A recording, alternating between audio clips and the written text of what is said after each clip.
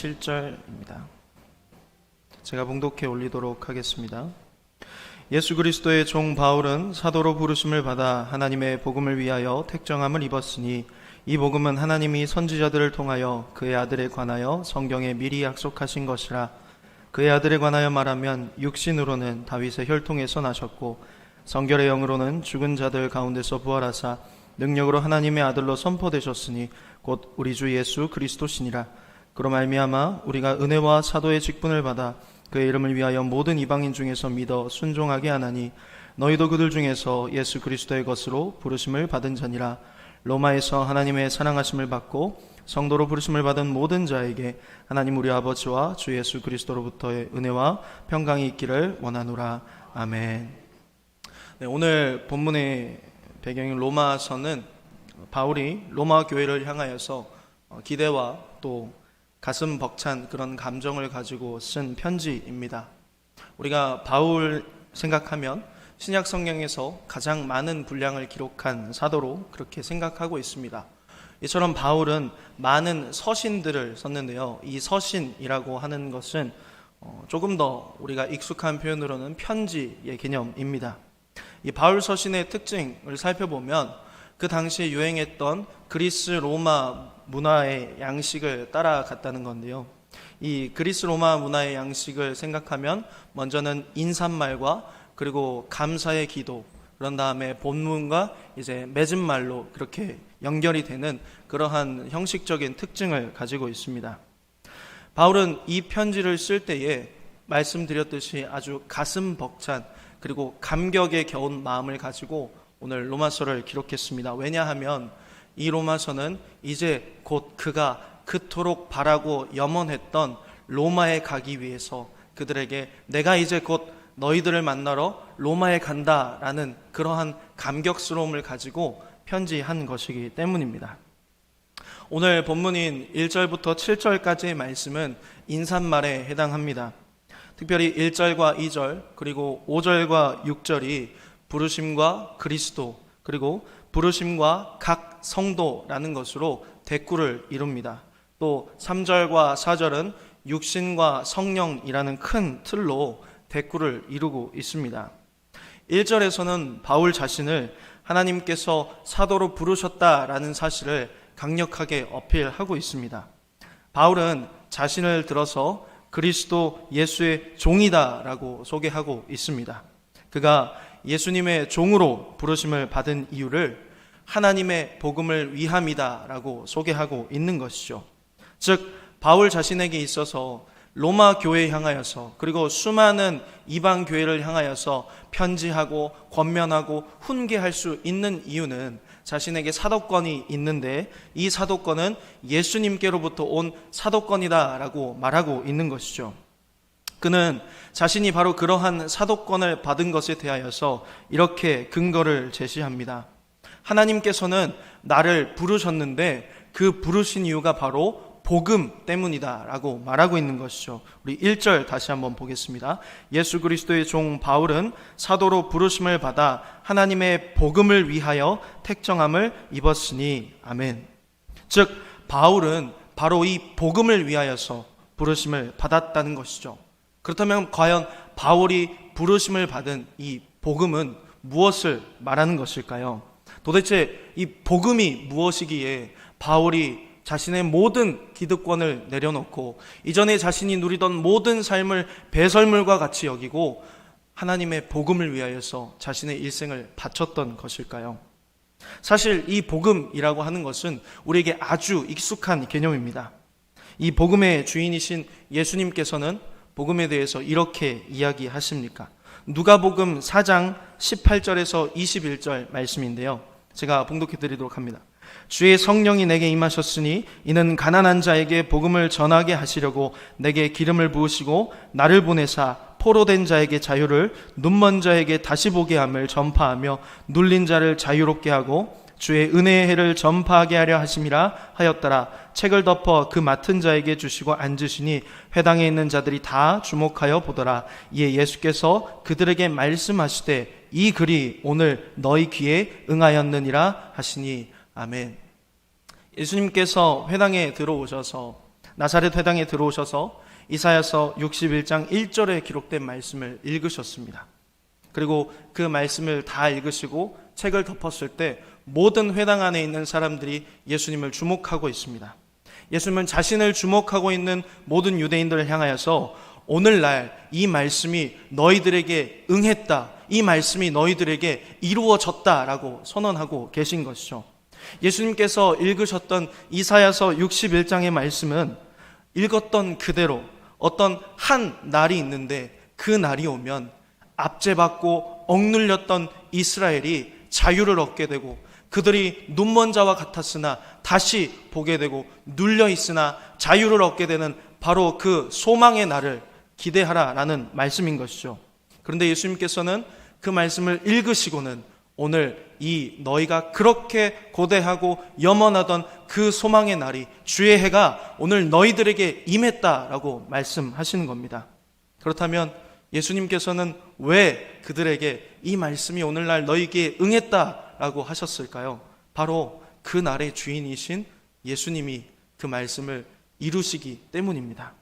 지금 이 말씀을 선포하시는 예수님께서 그들이 그렇게 고대하고 염원했던 자유의 날, 그들이 정말로 모든 것에 억눌린 것으로부터 해방감을 얻게 되는 그 모든 구원과 구속의 사역을 이루실 분이 바로 자신이다라는 것을 선언해 보이시고 계신 것이죠.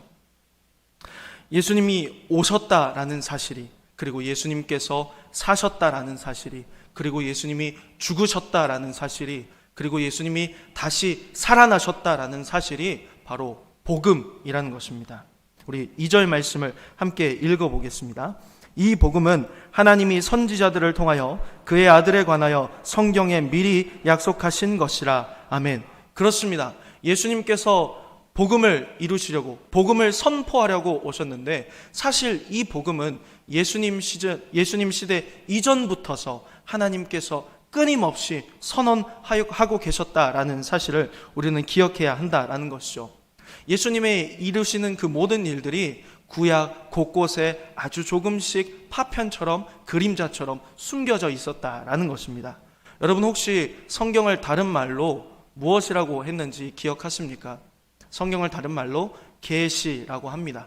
이 계시라고 하는 것은 밝히 열어서 보여준다라는 뜻을 가지고 있죠. 무엇을 열어서 밝히 보여줄까요?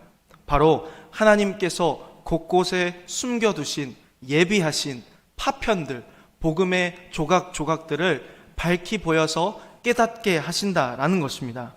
하나님께서 예비하시고 작정하신 복음에 대하여서 보여주는 것이 바로 이 계시의 말씀인 것이죠. 그 아들에 관하여서 약속하신 모든 것들이 바로 이 계시에 담겨져서 우리에게 보여지고 있는 것입니다. 우리는 성경의 가장 첫 부분을 기억합니다. 성경의 가장 첫 권은 창세기이죠. 창세기는 천지 만물의 창조와 더불어서 이어지는 인간의 타락을 기록하고 있습니다.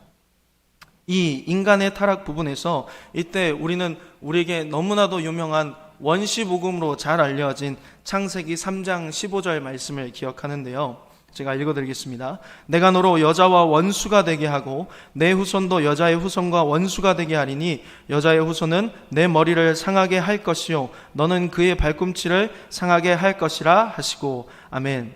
여기에 기록된 후손이라고 하는 단어를 조금 집중하고 싶습니다. 이 후손이라고 하는 단어는 히브리 말로 읽으면 째라라고 하는데요. 이 째라라고 하는 말은 후손과 또 다른 말로는 씨라는 뜻을 가지고 있습니다. 그러니까 여자의 씨를 통하여서 인간의 불순종의 죄를 범하게 해서 그들을 사망에 이르게 한 사탄의 머리를 박살내시겠다라는 하나님의 놀라운 복음이 여기 안에 숨겨져 있는 것이죠. 그런데 우리가 이 씨라고 하면 자연스럽게 떠올라야만 하는 인물이 있습니다. 바로 얼마 전까지만 해도 우리가 특별 새벽기도 기간 동안에 주구장창 들었던 그 약속의 주인공이 있죠. 바로 아브라함입니다.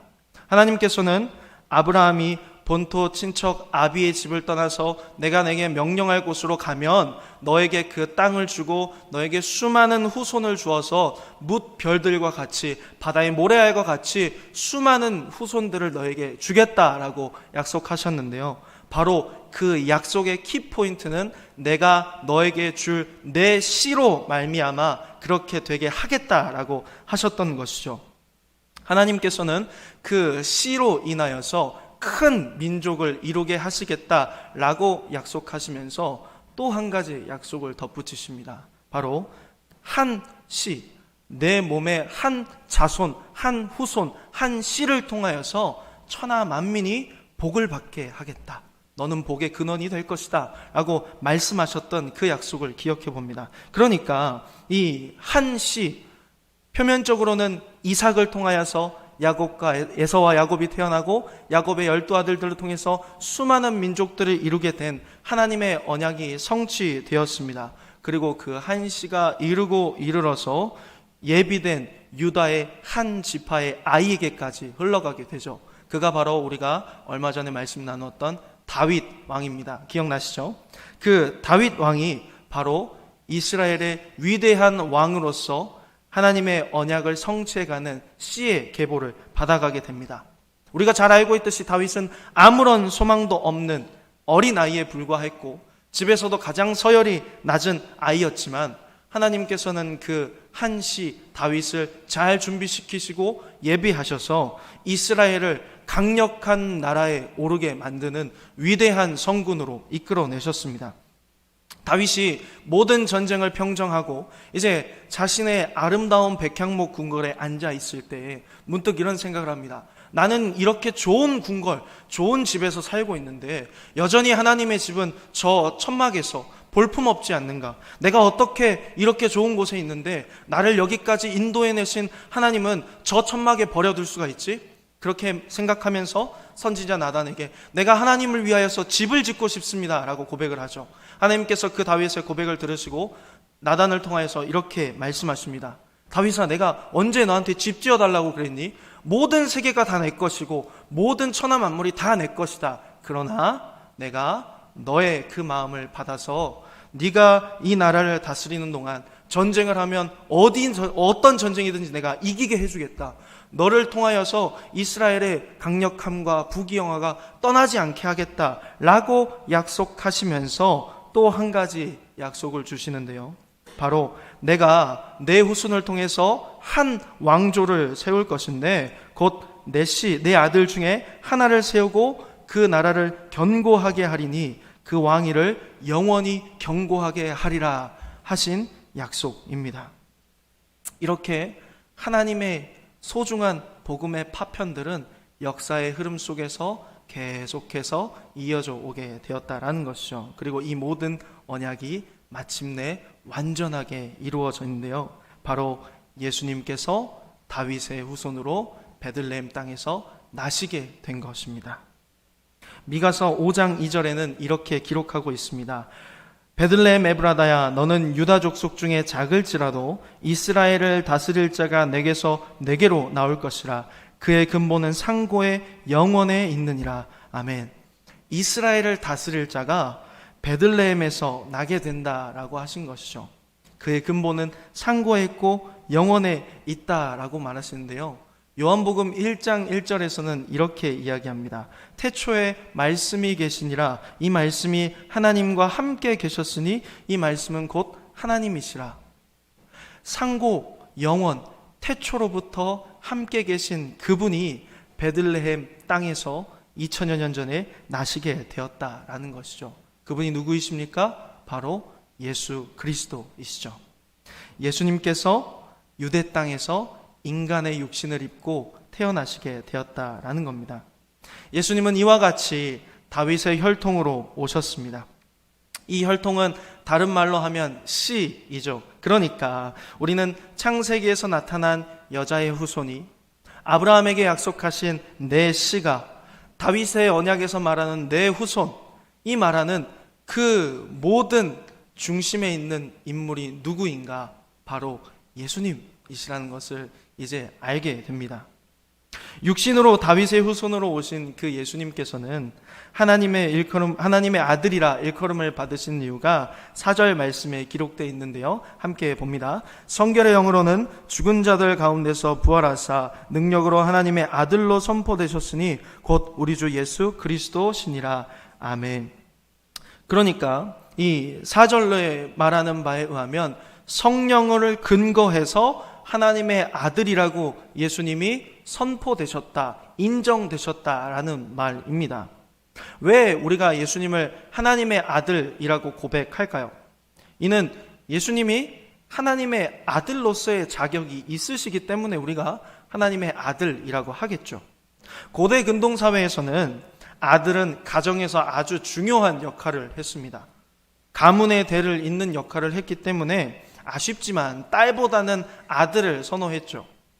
또 집안의 남자는 당시에 노동력을 상징했기 때문에 고대 사회에서 집에 아들이 많다라고 하는 것은 그 가문의 영향력이 얼마나 강한지를 보여주는 좋은 지표이기도 했습니다. 우리나라에서도 이런 말이 있죠. 아들 하나가 10딸보다 낫다라는 그런 말이 있습니다. 그런데 당시 로마 사회에서 더욱 아들의 입지는 견고했습니다. 이 당시 아들은 곧 아버지의 대리인 역할을 했는데요. 내가 아버지가 만약에 좋은 위치에 계시는 정계에서 유명한 사람이다라고 했을 때, 나 누구누구의 아들이야라고 했을 때 그 아들은 아버지와 동일한 권력과 영광을 마땅히 받게 돼야 한다라는 그런 문화가 있었다라는 것이죠. 아버지가 받을 모든 권세와 명예와 부귀와 영광을 내가 누구의 아들이다라고 고백함으로써 동일하게 다른 사람들로부터 받게 되는 것이 그때 당시의 문화였다라는 것입니다. 그렇다면 하나님의 아들이신 예수님이 하나님의 아들이라고 고백하는 그 고백 속에는 하나님의 아들이신 예수님이 곧 하나님이시다라는 고백과 동일하게 여겨지는 이 문화의 습성을 우리가 이해해야 한다는 겁니다. 그러니까 아들이라고 하는 것은 곧 아버지와 동일하다라는 것이죠. 이 말은 예수님이 곧 하나님이시다라는 말과 동일합니다.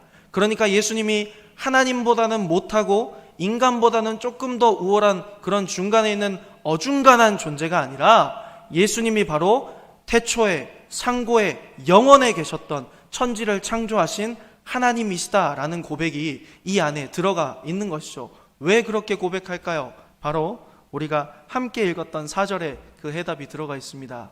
예수님은 죽음을 이기시고 부활하셨기 때문입니다. 예수님은 완전한 인간이심과 동시에 완전한 하나님이셨습니다. 하나님이시죠. 그렇기 때문에 인간은 영원히 극복할 수 없는 그 죽음의 문제를 하나님이신 그분은 너무나도 쉽게 이기셨습니다. 모든 죄와 사망이 인간을 억누른다 할지라도 하나님이신 그분을 결코 죄와 사망이 잡아둘 수 없는 것이죠. 그로써 예수님께서는 부활을 통하여서 자신이 하나님이심을 보여내셨다라는 것입니다. 바로 여기에 하나님께서 씨를 주시겠다라고 하셨던 약속이 이해가 됩니다. 인간의 불순종으로 이 땅 가운데 죽음이 들어왔고 인간에게는 멸망만이 확정돼 있습니다. 보이는 육체의 죽음을 막지 못하는 인간은 이 멸망을 결코 벗어날 수 없다라는 것만 매일 상기하면서 죽음에 대한 두려움에 휩싸일 뿐이죠. 그러나 우리 예수 그리스도 주님께서는 그 죽음을 이기시고 다시 사셨습니다. 생명의 절대 주권이 하나님께 있는데 하나님만이 하실 수 있는 일을 예수님이 하신 것이죠. 그러므로 이 부활의 사건은 그리스도께서 하나님의 아들 곧 하나님이시다라는 사실이 선포되는 것입니다. 이제 육신으로서의 씨로서의 그 언약의 성취뿐만 아니라 하나님으로서의 권능을 또한 동시에 보이심으로써 예수님은 하나님이시다라는 고백이 완전해지게 된 것이죠. 베드로는 이 예수님의 부활을 가리켜서 이렇게 기록합니다. 베드로전서 3장 19절 말씀인데요. 그가 또한 영으로 가서 옥에 있는 영들에게 선포하시니라. 아멘.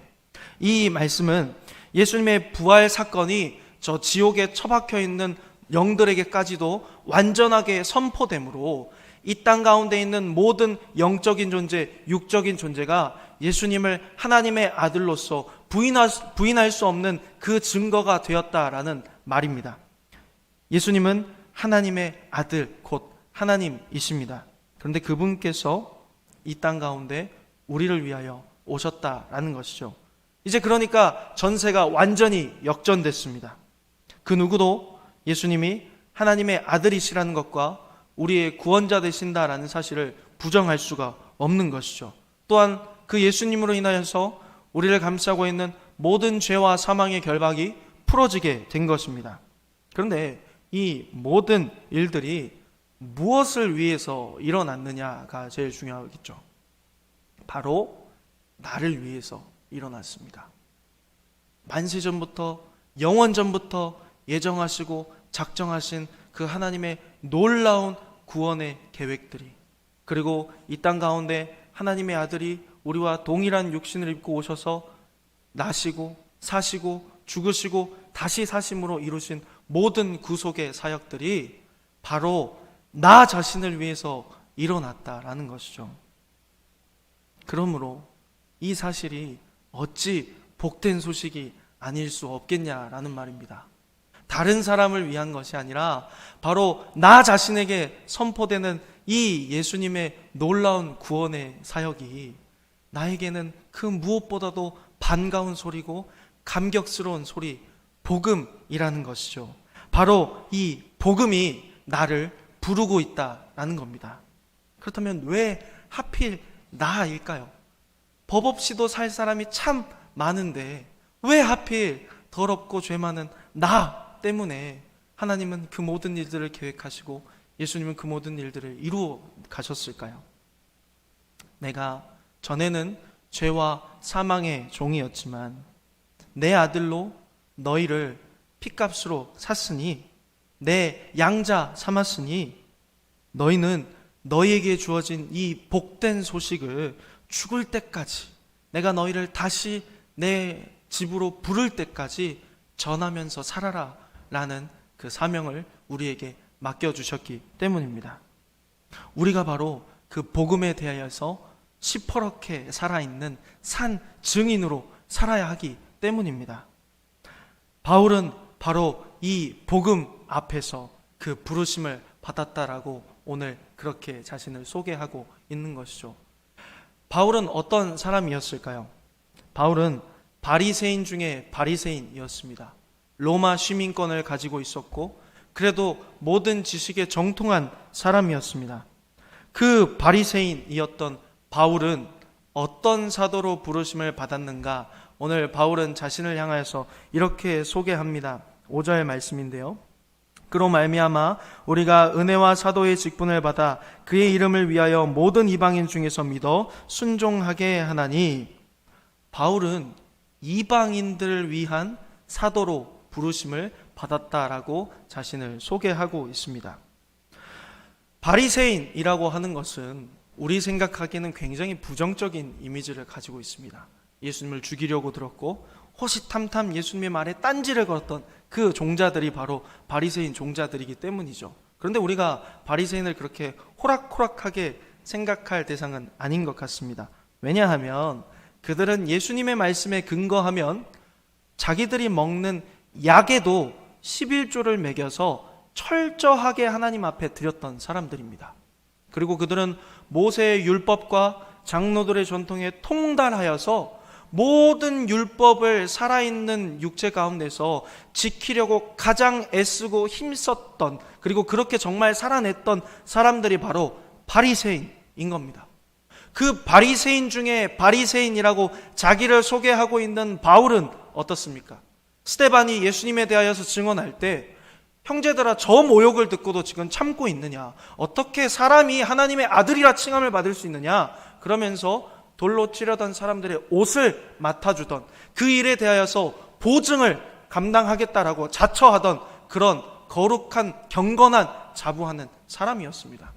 그 바리새인 중에 바리새인이었던 바울이 이방인들을 위해서 부르심을 받았다라는 거죠.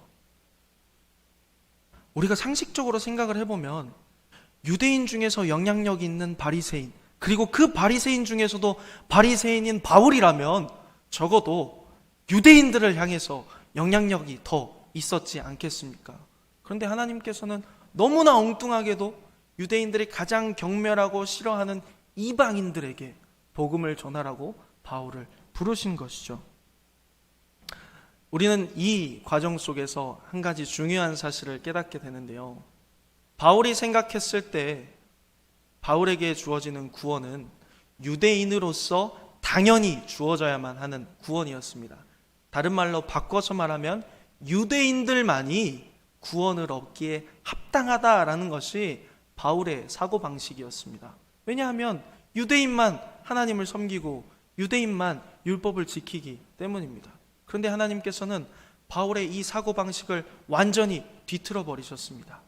바로 내가 너희에게 준 이 예수 그리스도의 복음은 유대인에게만 미치는 것이 아니라 내가 택정한, 내가 부를 모든 내 잃어버린 양들을 향한 복음이다라는 사실을 바로 이 바울이 이방인의 사도가 되게 하심으로써 선포해내고 계시는 하나님의 놀라운 메시지인 것이죠.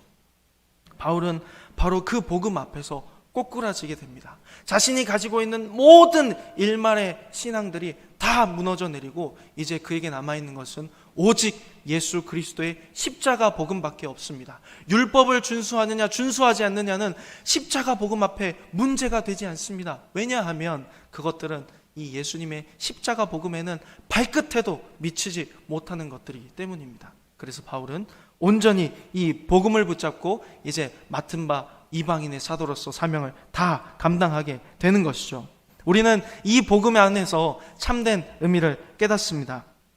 너도 나도 다 죽어야 하는 죄인이지만 아무 조건 없이, 아무 자격 없이 하나님께서는 오직 예수 그리스도의 피로 구원받게 하신다라는 사실을 우리는 깨달아야 한다는 것이죠. 이 복음은 유대인들에게는 바라던 기쁜 소식임과 동시에 이방인들에게는 자격 없으나 자격을 주시는 은혜의 선물인 것입니다.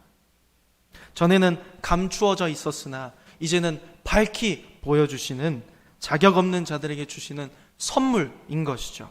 그래서 바울은 6절에 이렇게 선언합니다. 너희도 그들 중에서 예수 그리스도의 것으로 부르심을 받은 자니라. 아멘.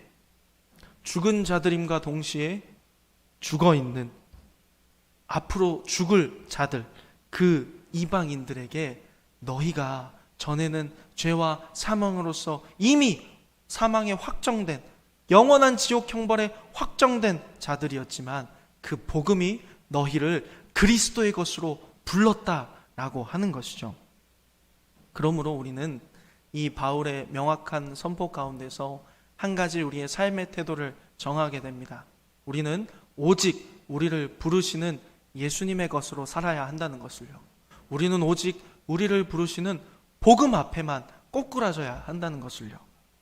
성도는 하나님의 사랑하심을 입은 자들로 부르심을 받은 공동체를 의미합니다. 7절에 이렇게 이야기하죠. 로마에서 하나님의 사랑하심을 받고 성도로 부르심을 받은 모든 자에게 하나님 우리 아버지와 주 예수 그리스도로부터 은혜와 평강이 있기를 원하노라. 아멘. 그 사랑은 어떤 사랑일까요? 영원 전부터 계획되어 있는 사랑입니다. 자기 아들을 아끼지 않고 내어주시는 사랑입니다. 그리고 이를 위해서 자기의 목숨까지도 죽기까지 순종하는 사랑입니다. 죽음을 능히 이기고 죄의 속박을 끊어내는 사랑입니다. 그 사랑이 우리를 성도로 부르셨다라는 것이죠. 우리는 그 사랑 안에 매어진 거룩한 언약 공동체라는 것입니다. 다시 한번 강조하지만 더 이상 우리는 죄와 사망의 것이 아닌 그리스도의 것이라는 사실을 기억하셨으면 좋겠습니다. 우리가 그리스도의 것이기 때문에 우리는 어떻게 살아가야 할까요? 날마다 예수님으로부터 공급되는 은혜와 평강 가운데 살아가면 되는 것입니다. 그 은혜에 합당한 삶으로 살아내시는 저와 여러분들이 되기를 소망합니다. 부르심에 합당한 삶으로 살아가는 저와 여러분들이 되기를 소망합니다. 그리고 그리스도의 것으로 살아내는 저와 여러분들이 되기를 소망합니다. 그렇다면 이제 결론하고 마치도록 하겠습니다. 그리스도의 것으로 살아낸다라고 하는 것은 어떤 삶일까요? 앞서서 우리가 우리를 부르신 목적에 대하여서 말씀을 나누었다면 이제는 그 목적에 대한 구체적인 접근을 함께 나누고 싶습니다. 우리가 그리스도의 것으로 부르심을 받았다라고 하는데 과연 우리는 우리에게 있어서 그리스도는 어떤 분이신가를 질문해 봐야 할 것 같습니다. 예수님께서 나실 당시 헤롯 대왕 시기의 종교 지도자들도 그리스도의 나심에 대해서는 잘 알고 있었습니다. 동방 박사들에게 유대인의 왕이 어디서 나시겠냐라는 그 질문에 대답했던 사람들이 바로 종교 지도자들이지 않습니까? 베들레헴 땅에서 태어날 것입니다 라고 그리스도의 나심에 대하여서도 잘 알고 있던 사람들이었습니다. 그런데 정작 그 사람들은 예수님을 찾아가지 않았다는 것을 우리는 잘 압니다. 그러니까 우리도 과연 그 성경이 말하고 있는 예수님에 대하여서 얼마나 알고 있는가, 예수님에 대하여서 이야기하고 있는 성경을 우리는 얼마나 잘 알고 있는가에 대해서 질문해 봐야 한다는 것이죠. 좀 우스운 생각이지만 이런 생각을 한번 해봤습니다.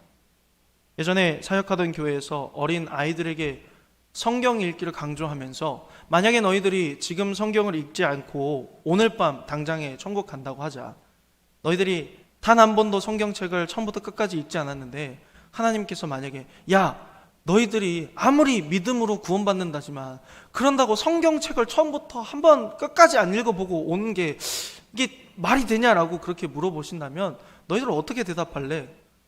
이 질문을 여러분에게도 동일하게 드리고 싶습니다. 믿음으로써 구원받지만 과연 그 믿음의 주체이신 예수님을 바로 알지 못한다면 우리가 어떻게 하나님 앞에서 참된 그리스도인이라고 이 땅에서의 삶을 살아갈 수 있을까요? 만약에 하나님께서 너 그렇다고 세상의 성경책을 처음부터 한 번이라도 읽어보고라도 오지 그랬냐 라고 물으신다면 그날에 우리가 얼마나 부끄러움을 당할까요? 말하고자 하는 바는 예수님을 면밀히 드러내고 있는 이 말씀에 대하여서 깊은 묵상과 함께 그 말씀 알기를 사모하는 저와 여러분들이 되기를 소망합니다. 또한 그 말씀이 선포되고 가르쳐지는 그 자리를 사모하시는 저와 여러분들이 되기를 소망합니다. 계시는 밝히 열어서 보여주는 것입니다. 우리가 그 말씀을 읽을 때에 그 말씀을 기록하신 그분께 과연 이 말씀이 나에게 주시는 바가 무엇인가 당연히 물을 수 있습니다. 우리는 말씀을 읽음 가운데 마땅히 그 말씀 가운데 감추어진 신비를 깨닫게 하여 주시기를 구할 수 있어야 한다는 것이죠.